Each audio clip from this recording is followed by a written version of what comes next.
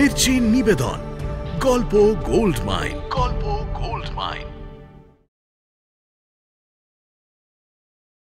বইটির সত্ত্ব আনন্দ publishers private limited কর্তৃক সংরক্ষিত।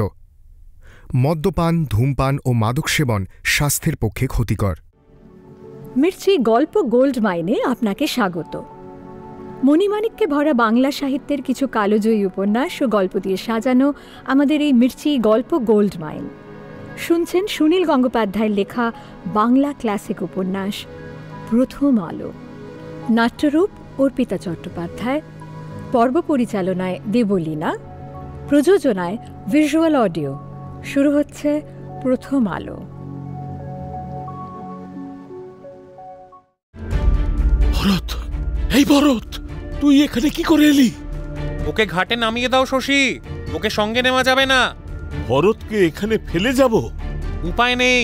আমাদের আসার সময় উপেন্দ্র ও আরো দুজন রাজকুমার কলকাতা বেড়াবার জন্য বায়না ধরেছিল। মহারাজ কড়াভাবে নিষেধ করেছেন। ঘোষমশাই, একটা অসহায় ছেলেকে ভাগ্যের হাতে ছেড়ে দিয়ে যদি যাই, তাহলে আমার শিক্ষা দীক্ষা সব বৃথা। চাকরি যায় যাবে, ভরতকে আমি ফেলতে পারবো না।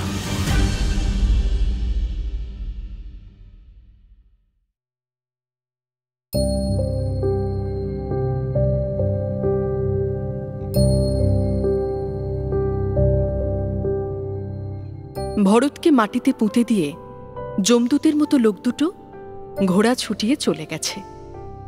ভরতের মাথাটুকু শুধু জেগে আছে মাটির ওপর। যে কোনো মুহূর্তে কোনো হিংস্র জানোয়ার দেখতে পাবে সেই মুন্ডু। ভরতের জীবন সেখানেই শেষ হয়ে যাবে। মৃত্যুর মুখে দাঁড়িয়ে ভরতের মনে হল, মাস্টারমশাই শশীভূষণ তো জানতেও পারবেন না তার ভরত কোথায় হারিয়ে গেল। জানলে হয়তো একটা উদ্ধারের সম্ভাবনা ছিল, কারণ একমাত্র তিনিই ভরতের খেয়াল রাখেন, আর কেউ ভরতকে পাত্তাও দেয় না। তাহলে কে এত বড় শাস্তি দিল ভরতকে? কে বা কারা তাকে কেন মারতে চায়? ভরতের অপরাধী বা কি?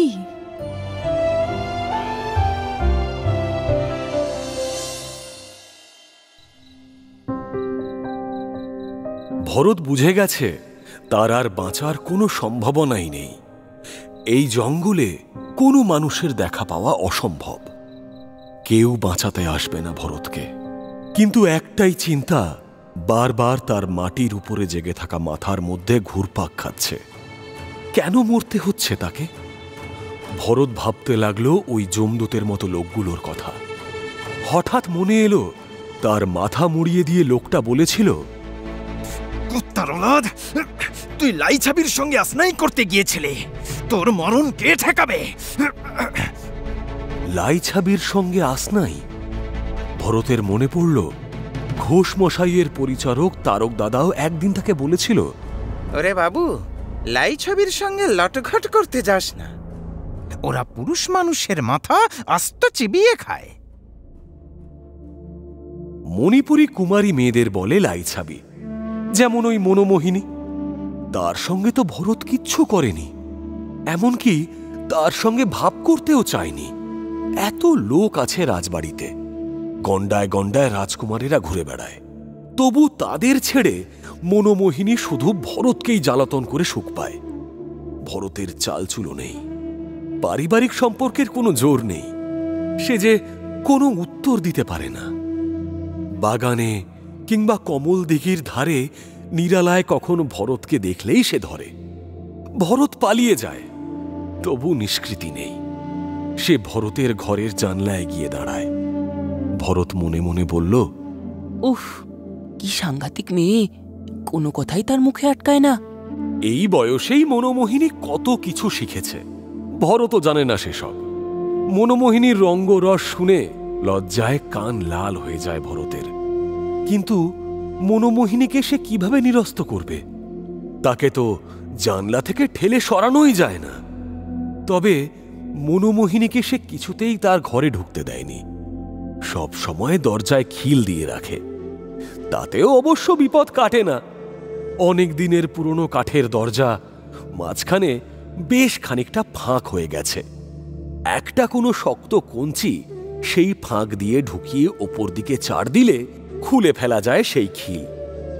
একদিন দুপুরবেলা ভরত ঘুমিয়েছিল। ওই দুষ্টু বুদ্ধিধারিণী লাইছাবি খিলটা খুলে ফেলেছিল প্রায়। শব্দ পেয়ে ভরত জেগে উঠে দৌড়ে গিয়ে দরজায় পিঠ দিয়ে দাঁড়ালো। আর তাতেই খিলখিল করে হেসে উঠেছিল মনোমোহিনী। তারপরেও সে আরও কয়েকবার ওই দরজা খোলার ব্যর্থ চেষ্টা করেছে। এই সব দৃশ্য চোখে পড়েছে দু একজনের। ভরত জানে তার দিক থেকে কোনো উৎসাহ না দেখালেও এই সম্পর্ক বিপজ্জনক। লোকে তো দেখছে যে বাগানের মধ্যে একটি কুমারী মেয়ে ভরতের হাত ধরে টানছে। লোকে দেখছে ভরতের ঘরের জানলার কাছে দাঁড়িয়ে হেসে কুটি কুটি হচ্ছে এক মণিপুরী সুন্দরী। সে আবার মহারানীর আপন বোনের মেয়ে। আর কোনো উপায় না দেখে সে শশীভূষণ মাস্টারকে তার এই বিপদের কথা জানিয়েছিল। শশীভূষণ ব্যাপারটাকে গুরুত্বই দেননি। এসে বলেছিলেন, তোমার চেহারা যেমন দিন দিন সুশ্রী হচ্ছে, তাতে কুমারী মেয়েদের নজর তো তোমার দিকে পড়বেই। মহারানীর কাছে গিয়ে ওই মেয়ের পানি প্রার্থনা করো না। মাত্র গতকালই এই সমস্যার একটা সুষ্ঠু সমাধান হয়েছিল। যথারীতি দুপুরবেলা জানলার কাছে এসে দাঁড়িয়েছিল ওই মেয়ে। হলুদ লাল মিশ্রিত রঙের একটা পাছাড়া পরা, বক্ষবন্ধনীটি টকটকে রক্তবর্ণ, মাথার চুলে কাঞ্চন ফুল গোঁজা, গলাতেও গাঁদা ফুলের মালা। জানলার গড়া দিয়ে বুক চেপে হাত দুটি ভেতরে করে সে বলেছিল, আয় না রে জড় ভরত, একটিবার কাছে আয়, তোর নাক টিপে দুধ বার করি। এই সময় মহারাজ বীরচন্দ্র হন হন করে আসছিলেন সচিব মশাইয়ের কাছে। তাঁর এরকমই স্বভাব। তিনি আজ্ঞাবহ কর্মচারীদেরও সবসময় ডেকে না পাঠিয়ে নিজেই তাদের কারোর কারোর কাছে উপস্থিত হন। হঠাৎ কোনো কথা মনে পড়লে তার আর তর্স হয় না। কোনো কারণে বাগান বাড়ির দিক থেকে তিনি আসছিলেন পিছনের পথ ধরে। মনোমোহিনীকে দেখে তিনি থমকে দাঁড়ালেন। মনোমোহিনী মহারাজের উপস্থিতি টের পায়নি। ভরতের সঙ্গে তাঁর চোখাচোখি হল। মনোমোহিনী তখনও কথা বলে যাচ্ছে। ঘরের মধ্যে ভরতের আড়ষ্ট মুখখানা শুকনো। কয়েক মুহূর্ত কোনো কথা না বলে মহারাজ চোখ সরু করে টানা দেখে গেলেন সেই প্রগল্ভা ও সন্ত্রস্ত কিশোরীটিকে। তিনি বহু অভিজ্ঞ, বুঝে গেলেন সঠিক ব্যাপারটি। মনোমোহিনীকে ধমক দিয়ে বললেন, এই ছেমড়ি, তুই এখানে কি করছিস? এই ছেলেটা লেখাপড়া করে তাতে ব্যাঘাত ঘটাতে এসেছিস? আর তো কারোর লেখাপড়ার পাঠ নেই। যা ভেতরে যা, আর কখনো এখানে আসবি না, কোনোদিন যেন আর না শুনি। শেষ কথাগুলো মহারাজ বললেন চোখ লাল করে কড়া গলায়। মনোমোহিনী একবার মহারাজের দিকে চোখের ঝিলিক দিয়ে দৌড়ে চলে গেল প্রাসাদের দিকে। এরপর মহারাজ কণ্ঠ নামিয়ে ভরতকে বললেন, পর তুই মন দিয়ে লেখাপড়া কর। মহারাজের এই সুবিচারে কৃতজ্ঞতায় একেবারে অভিভূত হয়ে গেল ভরত। সে ছুটে গিয়ে মহারাজের পায়ে পড়ে পদধূলি নিল। মহারাজ ভরতের উপর রাগ করেননি। যাবার সময় তিনি প্রসন্ন দৃষ্টি দিয়েছিলেন। তাহলে আমাকে এই মৃত্যুদণ্ড দিল কে? অন্য কোনো হিংসুটে রাজকুমার? দোষ করল মনোমোহিনী, আর শাস্তি পাবো আমি? জগতের বুঝি এটাই নিয়ম? আকাশের দেবদেবীরা, তোমরা কি বুঝতে পারছো না আমি নির্দোষ? হে মা কালী, হে ত্রিপুরেশ্বরী, আমায় দয়া করো, আমায় দয়া করো।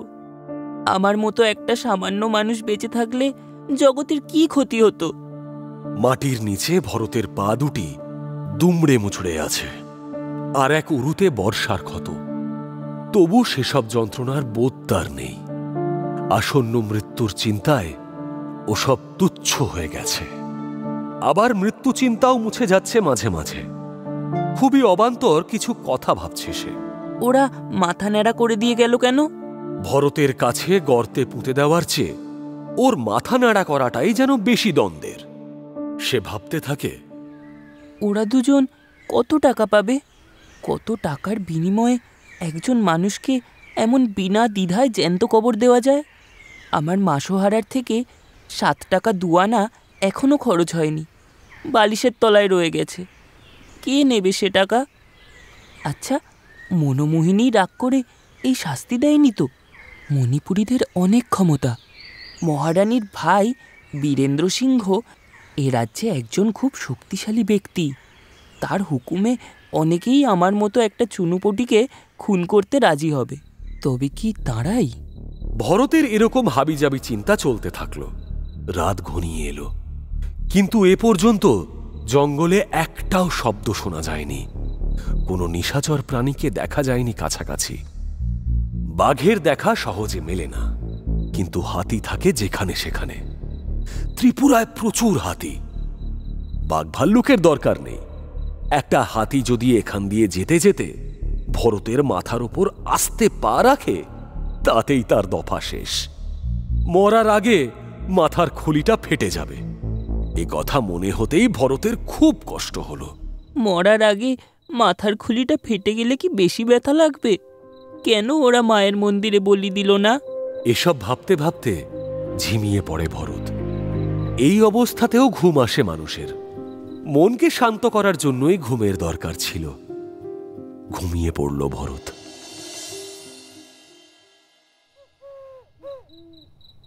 অন্যদিকে শশীভূষণদের মাঝে মাঝে ছোট ছোট পাহাড় পার হতে হয়েছে। জঙ্গলের পথ ধরে চলেছে তাদের হাতি। কোথাও কোথাও তো জঙ্গল এত গভীর যে পায়ে চলা পথও দেখা যায় না। সন্ধ্যের দিকে একটু ফাঁকা জায়গা বেছে নিয়ে তাদের যাত্রা থামানো হয়। খটাখট শব্দে খাটানো হয় তাঁবু। জঙ্গল থেকে শুকনো কাঠ এনে আগুন জ্বালানো হয়। সেই আগুন ঘিরে বসে মালবাহকরা গান ধরে। রাতের খাওয়ার পর্ব শেষ হলে অন্য সকলে বাইরেই শুয়ে পড়ে। রাধারমণ, শশীভূষণ তাঁবুতে। রাধারমণ নিয়মনিষ্ঠ মানুষ, তার যেন ইচ্ছা ঘুম। ঘড়ি দেখে ঠিক 9:30টার সময় শুয়ে পড়ার সঙ্গে সঙ্গে তার মৃদু নাক ডাকা শুরু হয়। ভোর 4:30টার সময় তার ঠিক ঘুম ভাঙবে। শশীভূষণ অত সহজে যেখানে সেখানে ঘুমোতে পারেন না। তাঁবুর বাইরে মশাল জ্বলছে, সেই আলোয় বই পড়ার চেষ্টা করেন। বন্দুকধারী প্রহরী দুজনের মধ্যে পালা করে একজন ঘুমোয়, একজন জাগে। বন্দুকটা হাতে নিয়ে তাঁবু থেকে বেরিয়ে এসে শিকার সন্ধান করেন শশীভূষণ। সারা রাত আগুন জ্বলে বলে জন্তু জানোয়াররা এদিকে আসে না। দূরে তাদের যাতায়াত টের পাওয়া যায়। জন্তু জানোয়ারদের চেয়েও হিংস্র আদিবাসীদের দ্বারা আক্রান্ত হবার ভয়ই বেশি। তবে তাদের বন্দুক নেই। অন্ধকারে একা দাঁড়িয়ে থাকতে থাকতে শশীভূষণ আনমনা হয়ে যান। তার অতীত জীবনের নানা দৃশ্য যেন নদীর স্রোতের মতন বয়ে যায় তার সামনে দিয়ে। হঠাৎ কোনো গাছে পাখিদের ডানা ঝাপটানি ও আর্ত চিৎকার শোনা যায়। নিশ্চয়ই কোনো সাপ হানা দিয়েছে তাদের বাসায়। কয়েকটা শিয়াল ফিউ ফিউ করে ডেকে উঠল। বোঝা যায় কাছাকাছি বাঘ এসেছে। এভাবেই রাত ফুরিয়ে আসে। ডেকে ওঠে ভোরের পাখি।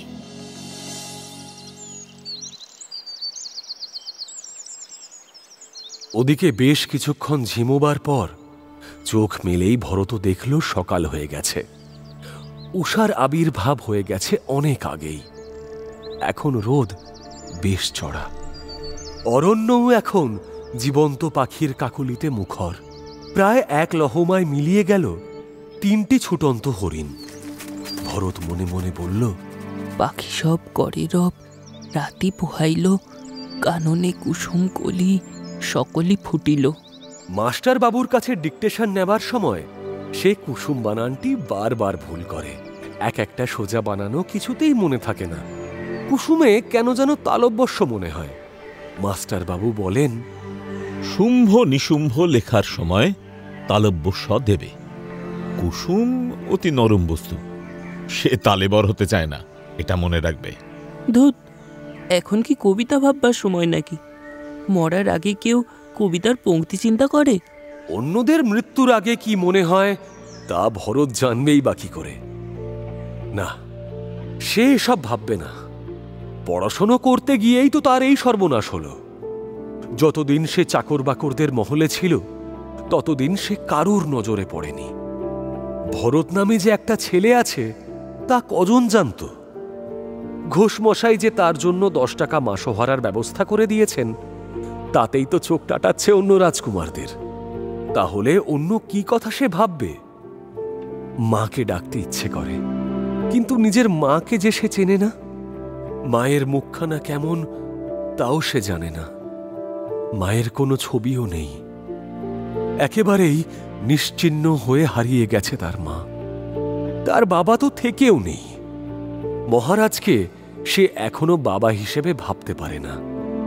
যাকে দেখলেই ভয় তার শরীর কুঁকড়ে যায়, সে কি করে তার বাবা হবে? আজ অবধি নিজে থেকে কাছে ডেকে তার সঙ্গে একটাও তো কথা বলেননি মহারাজ। আর কেউ নেই, একমাত্র মাস্টারবাবুই তাকে ভালোবেসেছিলেন। কিন্তু তিনিও তো ভরতকে বাঁচাতে পারলেন না। বেলা গড়িয়ে দুপুর এলো, তারপর বিকেল হলো, সন্ধ্যা, রাত ও মধ্যরাত, আবার ভোর, আবার সকাল। কোনো ঘটনাই ঘটল না।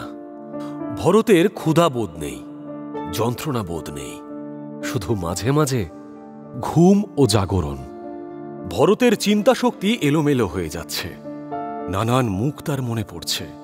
তবে যখনই মনোমোহিনীর মুখখানা ভেসে উঠছে চোখে, সে চিৎকার করে বলতে চাইছে, না না না, ওকে দেখতে চাই না, চাই না। কিন্তু যতই সে প্রতিবাদ করছে ততই যেন মনোমোহিনীর মুখচ্ছবি ফিরে আসছে।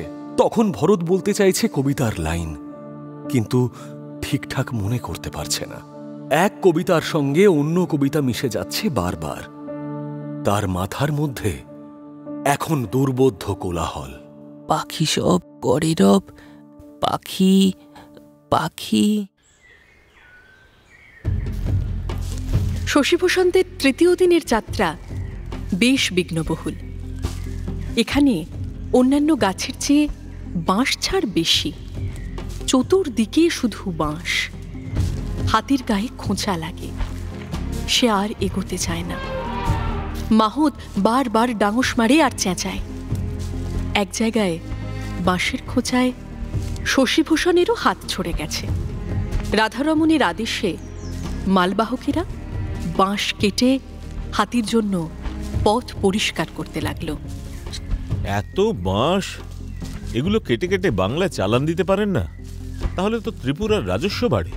এগুলো মূলি বাঁশ, এখানেই খুব কাজে লাগে। কতই তো রয়েছে, সব তো আর কাজে লাগে না, এমনি এমনি নষ্ট হচ্ছে। সব বাঁশের ভালো দাম পাওয়া যায় না, বয়ে নিয়ে যাবার খরচা পোষায় না। এদিকে তো নদী নালা নেই ভালো। এখানকার লোক আবার 2-1 রকম বাঁশ কাটতেই চায় না, সংস্কার আছে। হ্যাঁ, বাঁশের আবার সেরকম হয় নাকি? বাহ, বাঁশের জাত নেই? কালীবাঁশ, পাপুয়া, মৃতিঙ্গা, রূপাই, ভালু, কলাই, এরকম কত ধরনের বাঁশ হয়। লক্ষ্য করে দেখো, ওই যে কুলিরা বাঁশ কাটছে, এক একটা ঝাড়ে কিন্তু তারা দায়ের কোপ মারছে না, এড়িয়ে যাচ্ছে। ওগুলো কালীবাঁশ। মাঝে মাঝে মাড়ের মধ্যে উকি দিয়ে ওরা কি দেখছে বলো তো? কি কি দেখছে? দেখছে ফুল ফুটছে কিনা। বাঁশের ফুল বড় সাংঘাতিক জিনিস। 10-20 বছরে একবার ফোটে। তখন দুর্ভিক্ষ, মড়ক, মহামারী আসে দেশে। সত্যি? অন্তত লোকের তো তাই বিশ্বাস। বাঁশের ফুল দেখলে নাকি ইঁদুররা পাগল হয়ে যায়। বাবা, সত্যি কত কিছুই এখনো শেখার বাকি আছে আমার। শেখার কি আর শেষ আছে? তুমি বাঁশের কোড়া খেয়েছো? ছেলেবেলায় দেখেছি বাঁশ ঝাড়ে কচি কচি ডগা উঠলে তার ওপর হাঁড়ি চাপা দিয়ে রাখত। তখন সেই কচি ডগা বাড়তে না পেরে ফুলে ফেপে একটা মস্ত বড় ফুলকপির মতন হয়ে যায়। তা দিয়ে তরকারি রাঁধলে কি অপূর্ব স্বাদ। এইরকম নানা গল্প করতে করতে সময় কাটে, দিন কাটে শশীভূষণদের। আর অন্যদিকে সময় যেন কাটতেই চায় না মাটিতে পুঁতে রাখা ভরতের। তবু মুন্ডিত মস্তকে বড় একটি ব্যাঙের ছাতার মতন মাটির ওপর মুখখানা জাগিয়ে বেঁচে রইল ভরত 4টি রাত ও 3টি দিন। প্রথম দুদিন সে মাথা নাড়তে পারছিল, সে ক্ষমতাও কমে এলো। ভালো করে সে চোখ খুলে রাখতেও পারছে না। চতুর্থ দিন দুপুরের দিকে সে প্রথম শুনতে পেল মানুষের কণ্ঠস্বর, বেশ দূরে এবং অস্পষ্ট। এমনও হতে পারে সেটা ভরতের মনের বিকার। কখনো মনে হচ্ছে অনেক লোক কথা বলছে একসঙ্গে, কখনো মনে হচ্ছে কারা যেন গান গাইছে দল বেঁধে। সেই ধ্বনি কাছে এলো না, বরং ক্রমেই যেন মৃদু থেকে মৃদুতর হতে লাগলো। তাহলে নিশ্চিত শব্দ মরীচিকা। উড়ে যাচ্ছে ঝাঁক ঝাঁক পাখি। দুটো খরগোশ ভরতের মুন্ডুর খুব কাছ থেকে ছুটে গেল। বাতাসও আজ প্রবল, সেই বাতাসে ভেসে আসছে খিচুড়ির গন্ধ। কারা যেন লাইন বেঁধে খেতে বসেছে কোথাও। না, হয়তো এটাও ভরতের মনের ভুল। ভুভুক্ষু মানুষ মৃত্যুর আগে এরকম দেখে। এ জীবনে ভরতের আর খিচুড়ি খাওয়া হবে না। কিছুক্ষণ চোখ বুজে রইল ভরত। আবার চোখ খুলতেই সে এক অপূর্ব দৃশ্য দেখতে পেল। তার সামনে খুব কাছে দাঁড়িয়ে আছে দুটি শিশু। 5-6 বছরের বেশি বয়স নয়, সম্পূর্ণ নগ্ন, চকচকে কালো রং। তারা এতই সুন্দর দেখতে যে ভরতের মনে হল দুটি দেব শিশু যেন এইমাত্র নেমে এসেছে স্বর্গ থেকে। এবার ভরত মাথা ঝাঁকুনি দিয়ে ভাববার চেষ্টা করল, এটাও কি সে চোখে ভুল দেখছে? এই জঙ্গলে এত ছোট দুটি বাচ্চা আসবে কি করে? না, সত্যিই তো শিশু দুটি দাঁড়িয়ে আছে। তাদের মুখে ঝকঝকে সাদা দাঁতের হাসি। স্বর্গ থেকেই তো এসেছে তাহলে। স্বর্গে কি কালো রঙের বাচ্চা থাকে? দেবতারা সবাই ফর্সা। আমার মতন কালো মানুষেরা কখনো স্বর্গে যেতে পারে না। ওহো, মা কালী তো কালো, শ্রীকৃষ্ণও কালো। তাহলে স্বর্গে কালো মানুষদের ঠাঁই আছে? শিশু দুটি ভয় পায়নি। ধড়হীন মুন্ডুটির দিকে চেয়ে আছে এক দৃষ্টে। ভরত হাসতে চাইল, কিন্তু মানুষের হাসি ফোটে ঠোঁটে। তার মুখ যে বাঁধা, সে কথা বলতে পারবে না, হাসতেও পারবে না। তার প্রমাণ দেবার জন্য সে চোখ পিটপিট করতে লাগল। খিলখিল করে হেসে উঠল বাচ্চা দুটি। তারপর তারা পরস্পরের সঙ্গে যে ভাষায় কথা বলল তা বোধগম্য হল না ভরতের। কিন্তু সরল নিষ্পাপ দেবশিশুদেরও নিষ্ঠুর হতে বাধা নেই। তারা ধুলোবালি ও ছোট ছোট কাঠের টুকরো ছুঁড়তে লাগলো ভরতের দিকে। ন্যাড়া মাথায় খুব লাগছে তার। বাচ্চা দুটিকে দেখে ভরতের নিভে আসা প্রাণশক্তি আবার খানিকটা চাঙ্গা হয়ে উঠেছে। সে ওই বাচ্চাদের অস্ত্রবর্ষণ এড়াবার জন্য মাথা ঘোরাতে লাগলো এদিক ওদিক। বাচ্চারা তাতে আরো মজা পেল। মুন্ডু কাটা ছাগলের ধড়কে তারা ছটফট করতে দেখেছে, কিন্তু একটা জীবন্ত মানুষের মুন্ডু নিয়ে খেলা করার সুযোগ তারা পায়নি কখনো। সে মুন্ডুটা ধমক দিতেও পারে না। ধুলোবালির পর তারা খুঁজতে লাগলো ছোট ছোট পাথর। বেশ কয়েকটা ভরতের লেগেছে। সে ভাবল, এবার যদি ওরা ধরাধরি করে বড় পাথর তোলে। কিন্তু বাচ্চাদের কোনো মজাই বেশিক্ষণ স্থায়ী হয় না। হঠাৎ খেলা থামিয়ে তারা ছুট দিল জঙ্গলের দিকে। দারুণ নিরাশ হয়ে গেল ভরত। সে আকুলভাবে চেঁচাতে চাইল, ওরে যাসনি, দাঁড়া দাঁড়া। হোক না শিশু, তবু তো মানুষের সঙ্গ। অত ছোট বাচ্চা দুটি যখন জঙ্গলে এসেছে, কাছাকাছি নিশ্চয়ই বড়রাও আছে। একটা সময় পেরিয়ে গেলে হয়তো ওদের খুঁজতে বড়রাও আসত। তারা তো অন্তত ভরতকে দেখে বুঝতে পারত যে সে মানুষ। তাই ভরতের মনে হলো, মারছিল মারুক, আরো মারুক, চলে যাবে কেন? কিন্তু ওদের থামাতে পারল না ভরত। মুখ বাঁধা বলে সে হাসতে পারে না, কিন্তু কাঁদতে তো পারে। শেষ ভরসাও মিলিয়ে গেল দেখে ঝরঝর করে জল পড়তে লাগলো তার চোখ দিয়ে। ঝাপসা হয়ে গেল এ জগৎ। চতুর্থ দিন দুপুরে শশীভূষণদের দলটি এসে পৌঁছল মেঘনা নদীর তীরে এক গঞ্জে। এখানে যাত্রার প্রথম পর্বের সমাপ্তি। হাতি নিয়ে মাহুত অধিকাংশ মালবাহক এবার ফিরে যাবে। পরের যাত্রা শুরু হবে নৌকোয়। বিশাল মেঘনা নদী থই থই করছে। ফন ফন করছে বাতাস। খেয়াঘাটে দাঁড়িয়ে শশীভূষণের রোমাঞ্চ হল। ত্রিপুরায় আসবার সময় একবারই মাত্র তিনি এই নদীপথে এসেছিলেন। সেবারে ঝড় উঠেছিল, মাঝিদের সামাল সামাল রবে বুক কেঁপে উঠেছিল তার। প্রশস্ত নৌকোটি মোচার খোলার মতন উথাল পাথাল করছিল। এখন আকাশে মেঘ নেই, তবু নিশ্চিন্ত হওয়া যায় না কিছুতেই। নৌকো তৈরি আছে, কিন্তু কিছু কিছু রসদপত্র কিনে নেবার জন্য কিছুটা দেরি হবে। গঞ্জে বেশ ভিড়, ভিখিরি ফড়ে দালালরা গিস গিস করছে।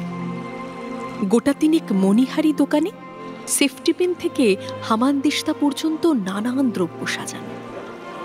পাশাপাশি হিন্দু ও মুসলমানদের দুটি ভাতের হোটেলে খাওয়া দাওয়া চলছে কলরবের সঙ্গে। তার ঠিক পেছনেই একটা বেশ্যালয়। রাস্তার ধারে ভিখিরিরা বসে আছে, প্রত্যেকের সামনে এক এক টুকরো চট পেতে। একটু দূরেই তাসের জুয়ার আসর, তার পাশেই মাছওয়ালা চেঁচামেচি করছে। নদী থেকে সদ্য ধরা হয়েছে একটা বোয়াল মাছ, এত বড় যে মনে হয় হাঙর। শশীভূষণ অলসভাবে হাঁটছেন সেই রাস্তা দিয়ে। তিনি চুরুট খুঁজছেন। তার সঙ্গে এক বাক্স চুরুট ছিল, কিন্তু মালবাহকরা নৌকোয় তোলার সময় সেটি জলে ফেলে দিয়েছিল। সঙ্গে সঙ্গে তোলা হয়েছে বটে, কিন্তু চুরুটগুলোর অবস্থা যাচ্ছে তাই হয়ে গেছে। এত ছোট জায়গায় তার পছন্দ মতন চুরুট পাওয়ার সম্ভাবনা নেই। কিছুক্ষণ ঘোরাঘুরি করার পর তিনি হঠাৎ অস্বস্তি বোধ করলেন। এর মধ্যে তিনি কিছু একটা দেখেছেন, অথচ বিশেষভাবে লক্ষ্য করেননি, তবু খচখচ করছে মনের মধ্যে। কি দেখেছেন সেটা মনে পড়ছে না। এখন রোদ বেশ চড়া, ঘোরাঘুরি না করে নৌকোর ছইয়ের মধ্যে বসে থাকাই ভালো। শশীভূষণ ঘাট পর্যন্ত গিয়েও থেমে গেলেন। দ্রুত পদে ফিরে এলেন মাছের বাজারে, যেখানে ভিখিরিদের লাইন। তার থেকে একটু দূরে একটা জারুল গাছে ঠেস দিয়ে বসে আছে একটি কিশোর। দেখেই মনে হয় পাগল। কোমরে সামান্য একটা তেনা জড়ানো, এছাড়া আর কোনো বস্ত্র নেই শরীরে। বুকের পাঁজরা বেরিয়ে গেছে, মুখে ধুলোর পরত, ন্যাড়া মাথা। সে অনবরত মাথা নাড়ছে আর বিড়বিড় করে কি যেন বলছে। শশীভূষণ খানিক তীক্ষ্ণ চোখে তাকে দেখলেন, তারপর উবু হয়ে সামনে বসলেন। পাগলটি মাথা দোলাতে দোলাতে বিকৃত স্বরে বলছে, পাখি পাখি পাখি। এক পলকের জন্য থামল, চোখের সম্পূর্ণ জ্যোতি ফুটল না। সে আবার বলতে লাগলো, পাখি পাখি পাখি সব করে রব, পাখি পাখি। অস্থির হয়ে উঠলেন শশীভূষণ। এবার তার কাঁধ ধরে ঝাঁকানি দিয়ে বললেন, ভরত, এই ভরত, তুই এখানে কি করে এলি? আরে এই ভরত। ভরত তবু শশীভূষণকে চিনতে পারল না। মাথা ঝাঁকাতে ঝাঁকাতে বলে যেতে লাগলো, পাখি পাখি পাখি সব করে রব, রাতি পোহাইল। শশীভূষণ জোর করে পাঁজা কোলা করে তুলে নিলেন তাকে, তারপর ছুটলেন নৌকোর দিকে।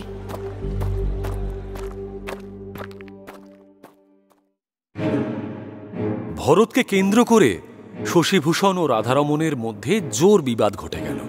হঠাৎ এরকম একটা অস্বাভাবিক অবস্থায় ভরতকে দেখে শশীভূষণ শুধু বিস্মিত নন, স্তম্ভিত, ক্রুদ্ধ এবং বেদনার্ত। রাধারমণের কিন্তু কোনো ভাবান্তর নেই। শশীভূষণ জননীর মতন যত্নে ভরতের শরীরের কাদা ধুইয়ে দিলেন, পরিষ্কার ধুতি পরালেন, জোর করে ছিঁড়ে গুড় কলা মেখে খাইয়ে দিলেন নিজের হাতে। রাধারমণ নীরবে সব লক্ষ্য করে যেতে লাগলেন। তারপর যখন নৌকা ছাড়ার সময় হল, তিনি গম্ভীরভাবে বললেন, ওকে ঘাটে নামিয়ে দাও শশী, ওকে সঙ্গে নেওয়া যাবে না। রাধারমণ কোনো অবস্থাতেই বিচলিত বা বিস্মিত হন না। তাঁর মুখ দেখে মনের ভাব বোঝা অতি দুষ্কর। মৃতপ্রায় উন্মাদ দশাগ্রস্ত ভরতকে এই গঞ্জের হাটে খুঁজে পাওয়ার মধ্যে যেন কোনো অসাধারণত্ব নেই। ভরতের সঙ্গে তিনি এ পর্যন্ত একটা কথাও বলার চেষ্টা করেননি। তার এই অবস্থা সম্পর্কে কোনো কৌতূহল দেখাননি। শশীভূষণ অপলকভাবে কয়েক মুহূর্ত তাকিয়ে রইলেন, তারপর বললেন, আপনি কি বলছেন ঘোষমশাই? ভরতকে এখানে ফেলে যাব? উপায় নেই। আমাদের আসার সময় উপেন্দ্র ও আরো দুজন রাজকুমার কলকাতা বেড়াবার জন্য বায়না ধরেছিল। মহারাজ কড়াভাবে নিষেধ করেছেন। আমি একটি গোপন উদ্দেশ্য নিয়ে যাচ্ছি। এই অবস্থায় ভরতকে সঙ্গে নেওয়া কোনো ক্রমে সম্ভব নয়। ওকে এই অবস্থায় দেখে কোনো মানুষ ফেলে যেতে পারে? মহারাজ নিজেই তো শুনলে বলবেন। দাঁড়ি মাঝিরা শুনতে পাবে বলে রাধারমণ ঘাটে নেমে একটু দূরে সরে গেলেন। এখানে একটি বড় অশ্বত্থ গাছ, জল পর্যন্ত শিকড় ছড়িয়ে আছে। রাধারমণ শশীভূষণকে সেখানে হাতছানি দিয়ে ডেকে বললেন, উত্তেজিত হয়েও না শশী। গোটা 10 টাকা দিচ্ছি, ভরতের ট্যাঁকে গুজে দাও। তারপর ওর নিয়তি ওকে যেখানে নিয়ে যায় যাক। তুমি কি জোর করে কারুর ভাগ্য বদলাতে পারবে? ভরত নামে ওই ছেলেটি একটি বর্জনীয় পদার্থ। তার মানে? রাধারমণ এবার শশীভূষণের কাঁধে হাত রেখে তাকে বোঝাবার মতন করে বললেন, ত্রিপুরার সঙ্গে ওর সম্পর্ক শেষ হয়ে গেছে। আমরা রওনা হওয়ার আগেই ভরত নিরুদ্দেশ হয়, খানিক খোঁজাখুঁজিও হয়। সে খবর মহারাজের কানেও যায়। তিনি একটা অদ্ভুত মন্তব্য করেছিলেন। যাত্রা করার জন্য বিদায় নিতে গিয়ে সে কথা আমার কানে আসে। দেখলাম ভরতের খবরে তিনি একটুও উদ্বিগ্ন হননি, বরং উদাসীনভাবে বলেছিলেন, যেখানে গেছে যাক। কুকুরের পেটে কি আর ঘি সহ্য হয়? তখনই আমি বুঝেছিলাম ভরতের দিন ফুরিয়েছে। কিন্তু কেন? ভরত কি দোষ করেছে? ও তো অতি নিরীহ শান্ত একটা ছেলে। সব সময় কি নিজের দোষে ভাগ্য বিপর্যয় হয়? নিয়তি দেবী অলক্ষ্যে থেকে কলকাঠি নাড়েন। আমিও সব নিয়তি ফিয়তিতে বিশ্বাস করি না। তুমি বিশ্বাস না করলেই কি সব উল্টে যাবে? ভরত তোমার ভালো ছাত্র ছিল, তুমি দুঃখ পেয়েছ তা বুঝি। ছেলেটিকে আমিও পছন্দ করতাম, কিন্তু ও বেচারা দুর্ভাগ্য নিয়েই জন্মেছে। আরে মহারাজ ওর উপর বিরক্ত হবেন কেন? আমি খুব ভালো করেই জানি ও ছেলে কোনো রকম সাথে পাঁচে থাকে না। ও না থাকলে কি হবে? অন্য কেউ ওর ওপর নজর দিয়েছিল। আমি মহারাজের একটা ইঙ্গিতেই বুঝেছি মহারাজ শিগগিরই আরেকটি বিয়ে করতে চলেছেন। হ্যাঁ, কি বললেন? মহারানী ভানুমতির মৃত্যু হয়েছে এখনো 2 সপ্তাহ কাটেনি, এর মধ্যে মহারাজ আর একটা বিয়ের চিন্তা করছেন? এ কখনো সম্ভব? সাধারণ মানুষের পক্ষে সম্ভব নয়। তবে রাজা মহারাজদের কথা আলাদা। মনোমোহিনী মহারাজের জন্য মনোনীতা হয়ে আছে। মনোমোহিনী মানে সেই ফচকে মেয়েটি? আপনি কি বলছেন ঘোষমশাই? মহারাজের বয়স কত? অন্তত 50 তো হবেই। তিনি বিয়ে করবেন ওই বাচ্চা মেয়েটিকে? ছি ছি ছি ছি ছি ছি ছি! আর আপনি এটা সমর্থন করবেন? শালিকার মেয়ে মনোমোহিনী তো মহারাজের মেয়ের মতন। ওই যে বললাম, আমাদের নীতিবোধ রাজা মহারাজাদের ক্ষেত্রে খাটে না। কেন কেন খাটবে না? তারা কি মহামানব নাকি? আমরা আজও মধ্যযুগে পড়ে থাকবো? না না না, এ কখনো হতে পারে না, কখনো হতে পারে না। চেঁচিও না শশী, চেঁচিয়ে কোনো লাভ হবে না। তার মানে আপনি বলতে চাইছেন মহারাজ নিজেই ভরতকে সরিয়ে দিয়েছেন, তাই তো? তা তো ঠিক জানি না। মণিপুরীরা মনোমোহিনীর বাপ জ্যাঠারাও সরিয়ে দিতে পারে। মোট কথা, তাতে মহারাজের অসম্মতি নেই বোঝা যায়। অন্তঃপুরে যে রানী হয়ে থাকবে, তার সঙ্গে অন্য কোনো পুরুষের দহরম মহরম তিনি মেনে নেবেন কি করে? তুমি রাজনীতি বোঝো না শশী। রানী ভানুমতি মারা গেছেন, কুমার সমরেন্দ্রকে যুবরাজ করা হয়নি। এই অবস্থায় মণিপুরীরা ক্ষেপে আছে। তাদের শান্ত করাও মনোমোহিনীকে বিবাহের অন্যতম কারণ। ম্যারেজ অফ কনভিনিয়েন্স যাকে বলে। আমি এমন নোংরা রাজনীতি বুঝতেও চাই না।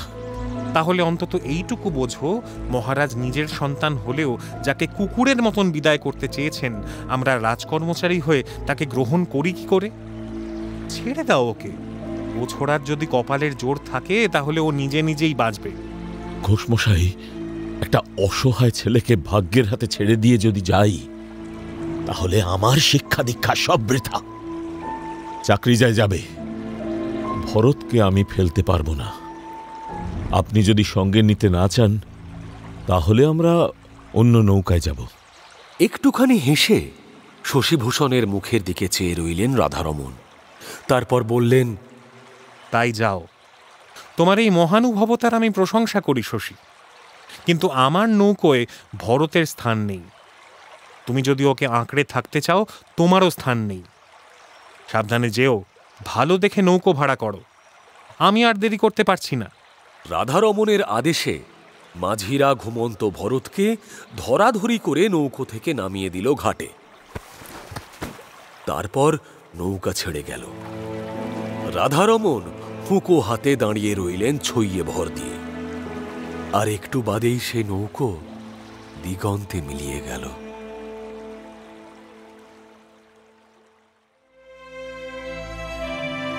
শশীভূষণ ভরতকে নিয়ে সেই গঞ্জেই একটা ভাতের হোটেলের বিশ্রী নোংরা ঘরে থেকে গেলেন এক রাত। খুঁজে পেতে এক কবিরাজকে ধরে ভরতের চিকিৎসা করালেন। তারপর একটা নৌকো ঠিক করে নিরাপদেই পৌঁছলেন কুষ্টিয়ায়। সেখান থেকে ট্রেনে কলকাতা।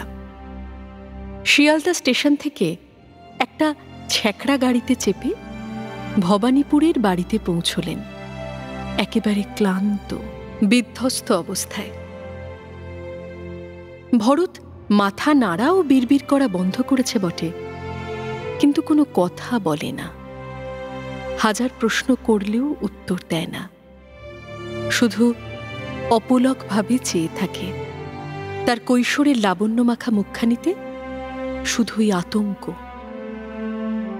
শশীভূষণের বাড়িতে তাকে একটি আলাদা ঘর দেওয়া হয়েছে। সেখানে খাট বিছানা আছে। জানলা দিয়ে প্রচুর গাছপালা দেখা যায়। এই অঞ্চলে দালান কোঠার সংখ্যা কম, কাজেই ত্রিপুরার মতো না হলেও সবুজ ভরতের চোখের আরাম দেবে। হয়তো রাতে ভালো বিছানায় নিশ্চিন্ত ঘুমের পর ভরত অনেকটা স্বাভাবিক হয়ে উঠবে, এমনটাই ভেবেছিলেন শশীভূষণ। তার নিজের ধকলও কম হয়নি আসতে, কাজেই ভরতকে নিরাপদ আশ্রয়ে রাখতে পেরেছেন ভেবে নিশ্চিন্তেই ঘুমোলেন তিনি। পরদিন সকাল হতেই শশীভূষণ ভরতের খবর নিতে তার ঘরটিতে গেলেন, কিন্তু তাকে সেখানে দেখতে পেলেন না। সারা বাড়ি খোঁজা হলো, কিন্তু ভরতকে পাওয়া গেল না।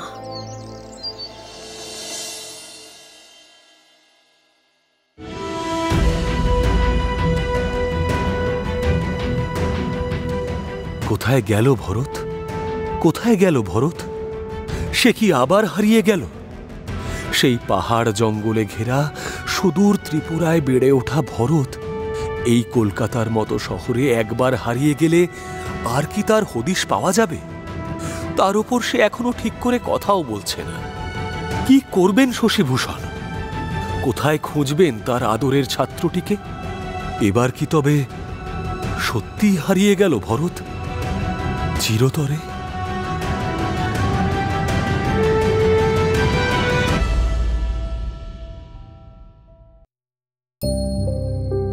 মির্চি গল্প গোল্ডমাইনে শুনছেন সুনীল গঙ্গোপাধ্যায়ের লেখা প্রথম আলো। উপস্থাপনায় শিবাশিস বন্দ্যোপাধ্যায়, নাট্যরূপ অর্পিতা চট্টোপাধ্যায়, পর্ব পরিচালনায় দেবলীনা, মুখ্য চরিত্রে কথক অর্ঘ্যমাল্য মাইতি ও পিয়ালি পাঠক, ভরত দেবজিৎ মুখার্জি, মনোমোহিনী প্রিয়াঙ্কা দাস, মহারাজ ইন্দ্রনীল ভাদুড়ী, রাধারমণ সৌনক সান্যাল, শশীভূষণ রূপন দাশগুপ্ত। এছাড়াও রয়েছে অন্যান্য শিল্পীবৃন্দ। আবহ সঙ্গীত জয় ঘোষ, প্রযোজনায় ভিজুয়াল অডিও, সৃজনশীল পরিচালনায় ইন্দ্রাণী চক্রবর্তী। শুনলেন মির্চি গল্প গোল্ডমাইন, সুনীল গঙ্গোপাধ্যায়ের লেখা প্রথম আলো।